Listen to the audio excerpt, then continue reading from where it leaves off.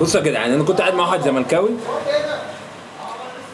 بحاول افهمه ان احنا لينا ضربتين جزاء وطرد امبارح واحنا اتظلمنا رغم ان انا كسبان. يعني انا كسبان بس انا كنت عايز اخد حقي يا اخي في الملعب. قال لي انتوا ما اتظلمتوش امبارح ولا حاجه ومفيش اصلا بلينات عليكم، حتى الطرد اللي انت بتحكي فيه هي الكره تستحق انذار بس. بقول له اخر واحد في الملعب، اخر واحد في الملعب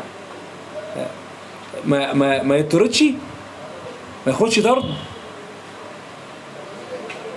فغالبا القوانين الكوره هم مش فاهمينها، هم مش فاهمين القانون اصلا، مش فاهمين القانون ان اللاعب اللي يفسد هجمه زي دي لازم يطرد.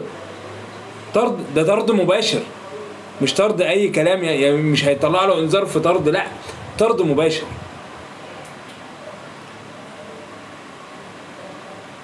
فهم غالبا مش فاهمين قوانين. يعني بيقول لي على ضربه الجزاء مش اي لمسه جوه ال 18 بتبقى بيلن.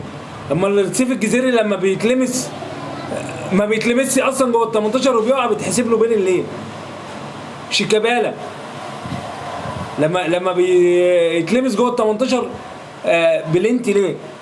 ولينا مثلا في ضربه جزاء مثلا بتاعت شيكابالا في 2016 في قدام المقاولين مثل يعني.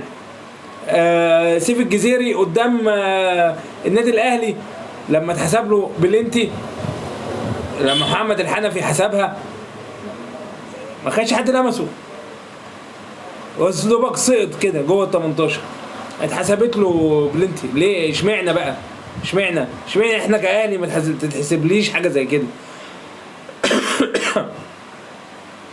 ولا هو قانون بيطبق على ناس وناس؟ يعني مش فاهم. يعني انا مش فاهم صراحه عقليه الزملكاوي دي هتوصلنا لايه؟ هتوصلنا ان احنا نكره الكوره يعني ولا ايه؟ مش فاهم يعني حاجه يعني في منتهى قله الادب صراحه يعني.